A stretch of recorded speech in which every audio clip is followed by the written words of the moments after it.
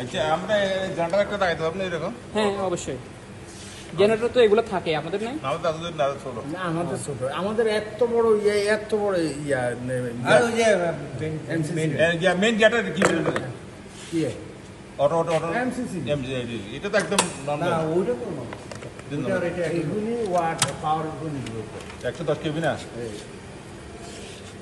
এটা তো একটা মুখ থেকে এটা সিরিজে দিতে বুঝছেন, সিরিজে না, সিরিজে। ও আর 110 এখন আমার এই যে মোটরটা ঘুরাচ্ছে, ঠিক আছে, এই যে মোটরটা- সিরিজ তো ডাইরেক্ট দেন, ডাইরেক্ট দিলাম হ্যাঁ ডাইরেক্ট দেন।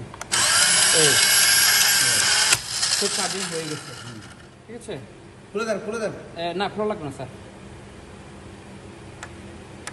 এই হচ্ছে ইউভিটি কয়েলটা ধরতে হবে আগে। আমার এই কয়েলটা যখন পাওয়ার থাকবে, এই যেহেতু থাকে, হ্যাঁ পাওয়ারটা এই আমার ক্লোজিং, যখন আমার পাওয়ারটা খুলে দেন ওখান থেকে এই নিজে নিজে অফ হয়ে যাবে। আর এটা হচ্ছে কি অন কয়েল, এটা হচ্ছে অফ কয়েল, এইভাবে লেখা আছে না? এনওএনসি এর এগুলো সব কিছু ইয়ে আছে। এটা দুটো একই না জিনিস, দুই সেট। এটা হচ্ছে মোটর, এটা হচ্ছে আন্ডার ভোল্টেজ কয়েল, এটা হচ্ছে কি ক্লোজিং কয়েল, এটা হচ্ছে ওপেনিং কয়েল, ঠিক আছে। আর এটা হচ্ছে কি এনওএনসি এই কমন এনওএনসি এখানে। আর এগুলোতে আপনাদের কোনো কাজ নাই, এগুলো হচ্ছে কি আপনার কখনো কোথাও যদি ইন্টারলকিং বা সিনক্রোনাইজিং করতে গেলে যদি এই ওভারলোডের রেশিওটা ইউজ করতে হয়। আমার ওভারলোড রেশিও কত আছে ডিসপ্লে করার জন্য, করার জন্য এই অপশনগুলো লাগে। এই একটা প্রশ্ন করি, আমি তো লন্ডন নিয়ে মানে এটা গিয়া নাই কি বলে Manual?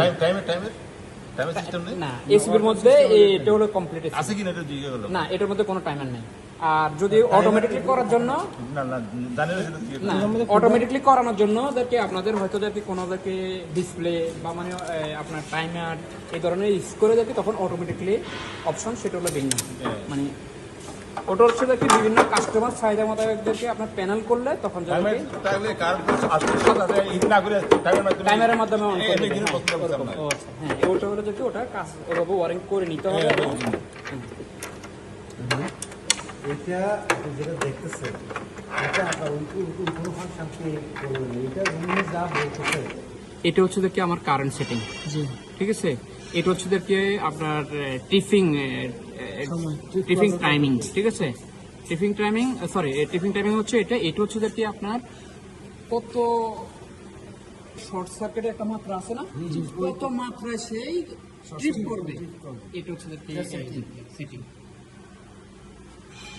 কিলো এমপিয়ার সেটিং, এটা হচ্ছে কিলো এমপিয়ার সেটিং। এটা হচ্ছে কি সাপোজ যাতে মানে আমাদের যে মালগুলো যাতে আরো অত্যাধুনিক যাতে আরো এটার পরে এই কোম্পানির আরো আপডেট মাল আছে, এটাতে ডিসপ্লে আছে, ডিসপ্লেতে যাতে আমরা যখন প্রোগ্রাম করা যাবে।